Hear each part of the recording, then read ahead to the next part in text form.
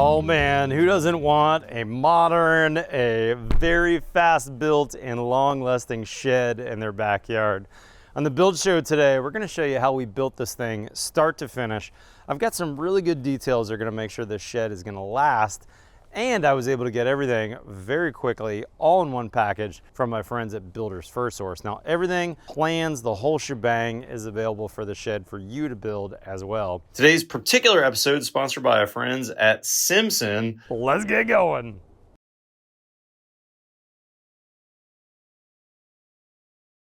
A Build Original Series, in partnership with Builders First Source.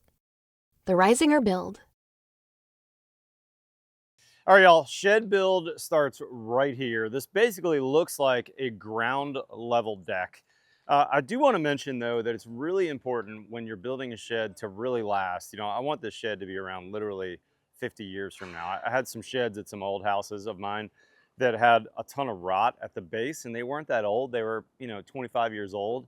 So I spent a lot of time thinking about how are we going to make sure this shed many decades from now is still providing service to this house. I mean, if I expect this house to be around in 100 years, why wouldn't I build a shed that's going to last at least that long, or maybe almost that long? So a couple things we want to start with. Of course, all of our Simpson connections we need to think about ahead of time. Of course, you can typically get off the shelf at your local retailer hot dipped galvanized, which can definitely work. We chose to do a lot of stainless on this project, so we made sure we got with my BFS rep and ordered this ahead of time. Another product that we decided to use on this project that I've used before is these Tuff Blocks. These are really handy. This is basically a plastic block that's structural, that's going to sit right at grade. You can either put a 4x4 post right in the center here, or you can see we're just dropping in our joists right on the center here, and they fit really nicely. The other beauty of this is we're using our Simpson joist hangers, but in fact, because we've got these Tuff Blocks on each location, we almost didn't really need a whole lot of joist hanger because these are going to be really carrying the load on the deck. Now this deck is a little bit smaller than what I've done in the past. We had some neighborhood restrictions, and also we had some backyard size. So this is a 12x8 deck, but you could actually very simply take this deck from 12 to 16 or to 20. We really want to build decks in 4-foot increments so we can utilize our 4x8 sheet goods correctly and wisely without having a bunch of waste. So, we could go 10-foot wide if we wanted to, but this 8x12 is a great size. Now, the walls on this project are all ready framed. We had BFS do a quick model of this on ready frame, super easy. So basically all the walls were pre-cut, and you'll see that the top and bottom plates are labeled. My headers were pre-cut. I mean, we literally framed the walls in this project in like 30 minutes. I'm not even sure we got a ton of video of these getting framed because the guys got them done super, super quick. Talking lumber for a minute, remember I mentioned we really want this shed to be around many decades from now. Almost all the rot function on sheds, and certainly houses, happens in the bottom 2 feet of the house. And in particular, this being a ground level deck, this deck might as well be underground, and very likely will be by the time someone mulches or puts grass in or whatever. So I chose to go to a higher level of pressure treat than I could get off the shelf. Generally speaking, when you go to the lumber yard, when you go to Builders First Source or some other place that's building decks, you've got ground contact lumber. I chose to go a step further and get this type. This is called critical structural components. That's actually the label on here, which is a higher level of pressure treating. Now there's a bunch of different varieties of pressure treating. I won't get into all that, but this one in particular uses copper as the agent. Hopefully I'm pronouncing this right, micronized copper azul compounds. And this is a 0.23 PCF. That's basically pounds per square foot. And I don't know exactly how that works, but the idea is when it's put into a solution that has that copper in it, more of it is soaked in. And I'm assuming that means that this lumber basically stayed dunked longer. But a lot of the other ones were 0.15. This is 0.23, so it's a larger amount of copper. Copper is a natural antibacterial agent. And so this lumber is going to resist bacteria, microbial growth, all that kind of stuff for a longer period of time. And that critical structural component means that this would be the same as if it was a foundation for a house. Sometimes you see this on below grade foundations, that sort of thing. So this is a much higher grade of pressure treat. This took about 2 weeks for me to get. So I talked to my BFS rep, Lindsay, a while back, made sure I had this before I got here. And you're gonna see when we start framing this, we're also gonna use pressure treated plywood on the deck, basically on top of this, so that any splashback, things like that. And then also, I'm gonna take a detail that I used to use a lot in my houses, where we're gonna take a 2-foot rip of pressure treated 1/2-inch plywood before I put my zip on. You could obviously bring the zip to the ground and do a higher level of waterproofing on that, but I really like that extra, hey, I know this thing's basically sitting on the ground, so we really wanna make sure that any water that gets in there is gonna be able to dry and not start a rot function. So let's let the guys keep going. We got a couple time-lapse cameras. You're seeing here that we're basically getting this pad as level as possible. One thing to note here, we're in a pretty rocky soil. I don't have a lot of clay, so I'm not gonna have a lot of heave movement. If you were building this shed in a northern climate where you had freeze-thaw issues, one nice thing about these blocks is we can level this in the future, and that's something to think about. Hey, if I'm worried about freeze-thaw, how can I level this deck in the future? So you could, in a northern climate, go below your frost line and do a concrete pier. That's certainly an option. In our case down here in Texas, I didn't need to go to that extent. We don't really have much freeze. I have no frost line where I am here, so these Tuff Blocks are a perfect choice. You can also use these for ground level decks too. This is a really nice block. I've used these several times. They're pretty affordable. We ordered a case in, they got delivered via UPS, so they're pretty easy to get to. With that being said, let's let the guys keep going on the ground level deck portion of the shed build. We'll pick it up in a bit.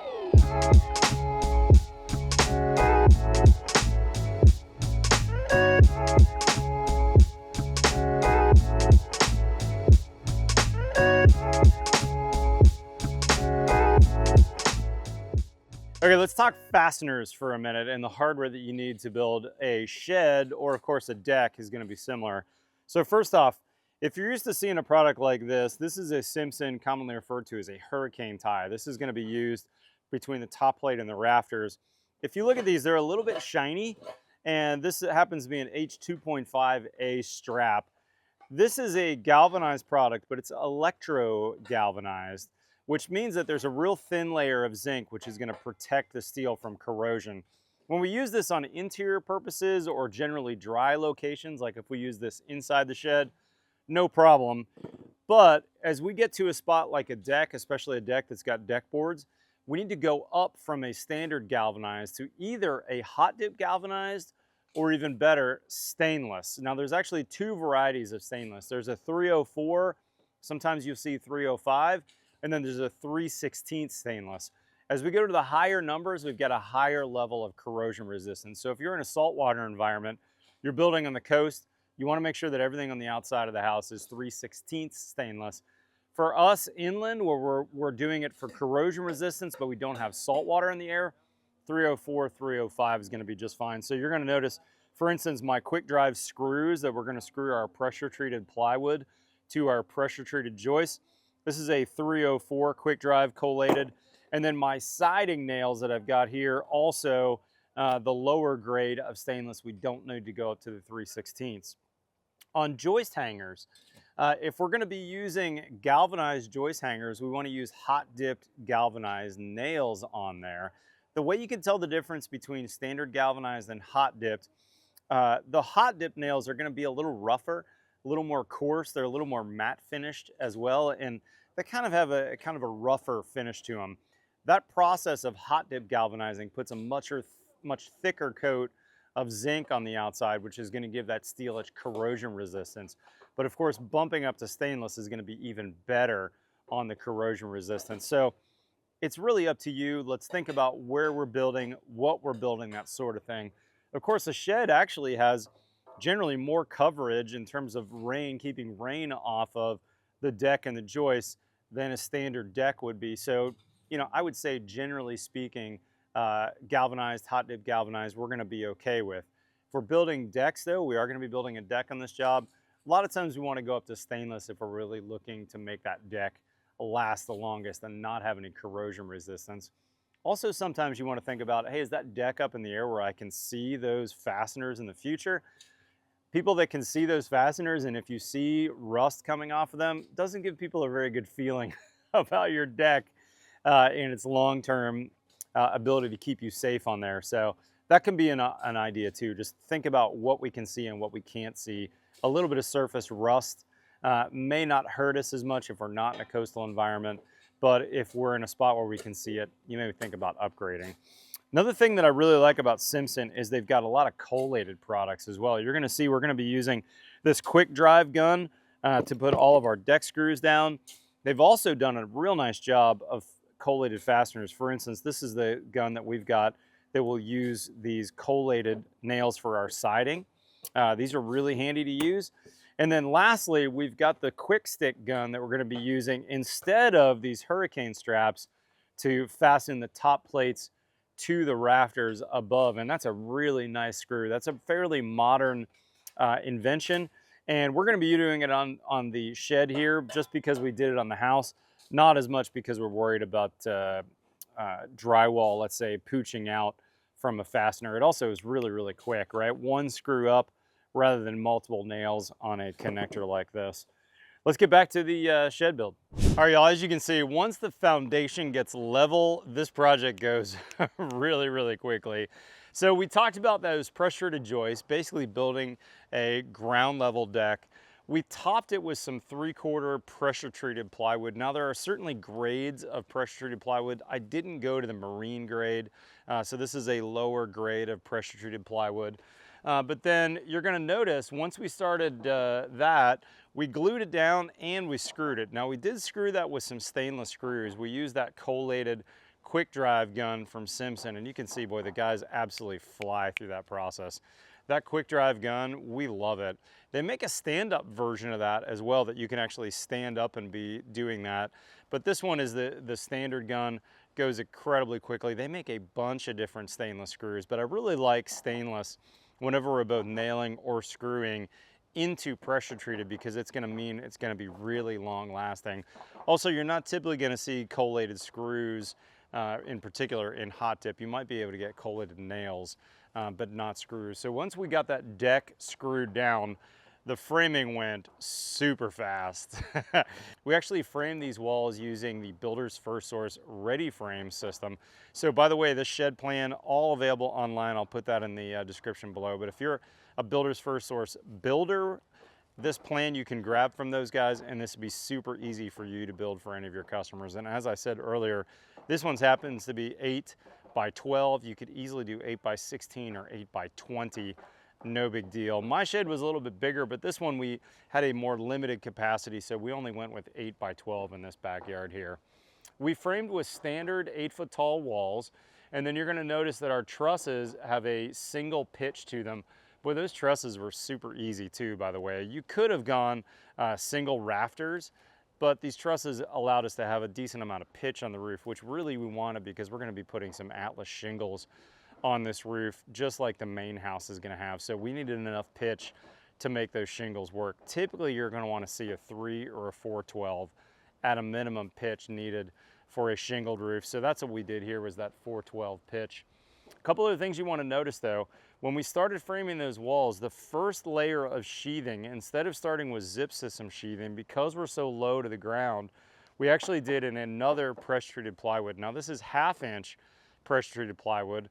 And again, you gotta be specific on your nails. We use a collated stainless nail on there from Simpson, but we ran that plywood on a 2-foot rip. So basically we bought 4x8 sheets, ripped those in half, and then nailed those on that bottom 2-foot section. From there up, the guys are just about ready to start running our zip system sheathing. And then because that zip system sheathing already has that green waterproof facer, all we need to do is tape our seams on that to be watertight and airtight on the outside. But on the pressure-treated plywood, we're actually gonna run a full layer of zip system tape on top of that.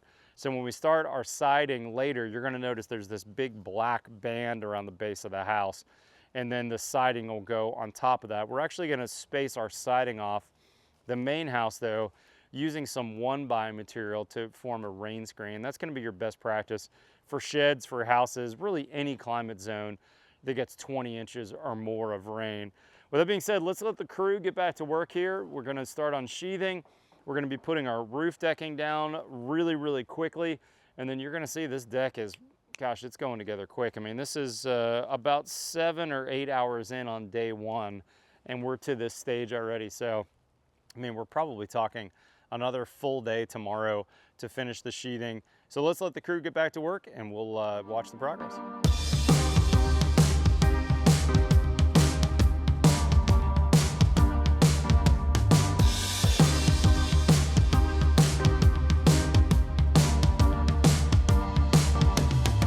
Okay guys, shed build, great progress. This is the morning of day 2 and it's looking really good. You can see the black zip tape on the bottom. We've basically made our own version of zip system sheathing by using their tape all the way around the bottom 2 feet, which is on top of that pressure treated plywood. Now, frankly, if you use zip to the ground, you could use that same detail. That'd be a good detail. It's just giving extra forgiveness to anything that's nailing through and kind of sealing off those nail holes.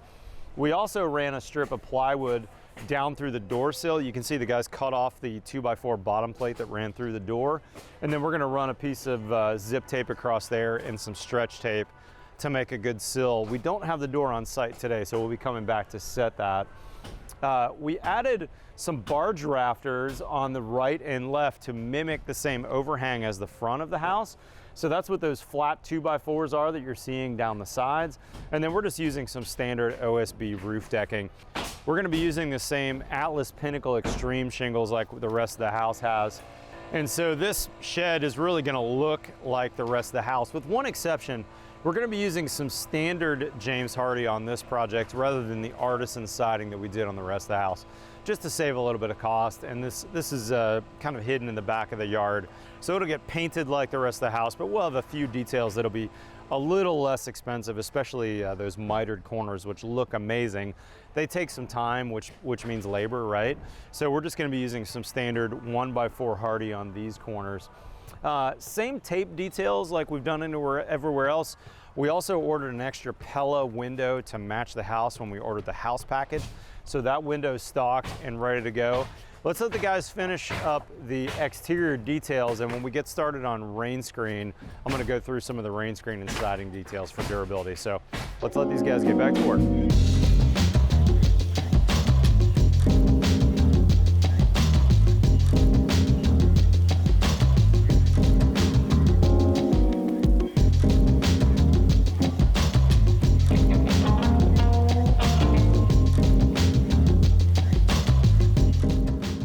All right, we're gonna be using a zip rainscreen product. If you've not seen this before, we use this on the main house, and I really like this product. It's, in my mind, really dual purposed. It has one side that has a kind of a WRB on it. This is a water resistive barrier on one side. It's black and it's vapor open. On the back side, you're gonna see that there's a 3D mesh. If you zoom in close here, you'll see that this is I think they call it an entangled mesh. It's basically a 3D plastic nub that if you look at it from the side, this is gonna space our siding or whatever cladding we've got off of the surface by about 1/4 inch. It's not a huge rain screen. If we were in a really rainy climate that was getting, 35, 40 inches plus of rain, we'd wanna do a thicker rain screen. But this is great because it goes up super fast. And I'm gonna be using it actually differently than what the manufacturer shows. On the main house, we put this face forward. And if I was doing brick, stucco, stone, anything that's masonry, the beauty of this face out is that it makes sure that this air gap that's created here is not getting filled with mortar or other cementitious material. So there's always some drainage and drying behind, let's say, stucco or brick where the masons had mortar filling the cavity. In this case though, in the shed, we're doing James Hardie siding. We're doing the standard siding, not the artisan like we did in the house. So I'm actually gonna run this backwards, where I'm gonna put this WRB up against the zip system sheathing and have this face out so that my air gap on here is facing the Hardie. I'm not worried about masonry filling this cavities, right? Because the hardy, when it goes up against this, is not going to be able to compress this. So when I install the hardy, if you look down on some of that hardy when it's being installed, you'll notice that you're going to be able to see that 1/4 inch gap, which is going to add some extra forgiveness to that hardy. It's also going to help the paint film last that much longer, because if it does get wet, or when it gets wet, it's going to be able to dry to the back side or the front side. We're also going to run this all the way up to our eaves before we put our details for our soffit on. So this is actually going to vent the siding into the ventilated soffit space. So this is a good detail. I really like this product. It's inexpensive. We ordered enough when we did the house to have it for the shed. So let's let the guys get back to work and staple this on.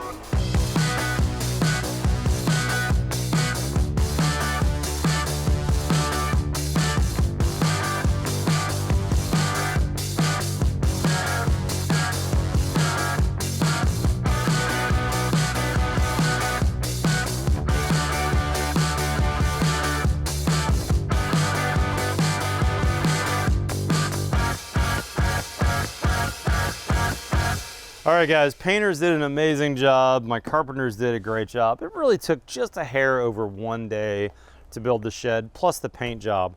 I love how it turned out, though. We got that kind of modern shed roof. We've got that nice Pella window on the side that helps match the house. If you didn't recognize the house, this is the Reisinger build project that we've been building in partnership with Builders First Source. And I like how the house matches. Now, we didn't do artisan siding like the house had. This is just standard James Hardie siding. But what's cool is in this back corner where this pad is located, we're going to locate our Champion home standby generator back here, which kind of sheds the view, pun intended, from the house. It'll also help mitigate a little bit of the sound from that generator while it's running. And then let's take a quick tour of the inside. We did some Therma-Tru double doors to get into the shed. That way, if you had a tractor or something you wanted to put in here. I also want to make mention that this is a modular size. This is 8 foot wide, which is basically 2 4x8 sheets in width. And then we size this as 12 foot, so it's an 8 by 12, but we could have absolutely done any other module in a 4 foot dimension. An 8 by 8 shed, 8 by 12, 8 by 16, 8 by 20, 8 by 24. We did have some neighborhood restrictions on height and setback and that sort of thing, so that's one reason why we went with this size. But I want to make mention that this shed is a vented shed. We wouldn't want to insulate this as it is because I purposefully left this as a vented attic space. See the holes that we drilled in those bird blocks? We put a bug screen in there, drilled those holes so the vented Hardie soffit is actually ventilating the shed space as well, so there'll be some amount of air exchange in here. Now, we didn't put any other finishes. We didn't paint the inside.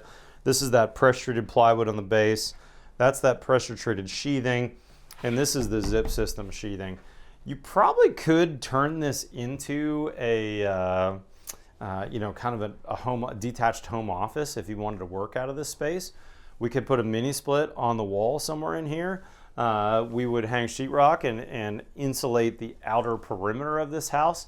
So that could be something that someone might do in the future, but this is really just intended as shed space. Now remember, you can buy these plans through BFS if you're a current BFS customer. So if you're a builder watching this, if you're not in a BFS location though, you can see this would be pretty straightforward for you to draw yourself and you to build. Don't forget about those details for durability, like especially the higher grade pressure treat that we used on top of those blocks. I think this shed's gonna be around for a long, long time to come. Hey, one quick thing I wanted to clarify that didn't get done before we shot this video. If you look on the base of this shed, actually let's do it right here. See how you can still see some of the zip tape right here underneath this door? We're gonna need to cover that. We don't wanna leave that exposed. So I'm either gonna put a trim board here or we'll put a piece of black metal flashing that will cover that up. We don't want any of that zip tape still exposed after we're all done. So I just thought I'd make mention of that in case you saw that while we shot the video. Guys, if you're not currently a Build Show subscriber, hit that subscribe button below. We've got new content every Tuesday and every Friday. Follow us on Facebook or Instagram. Otherwise, we'll see you next time on the Reisinger Build.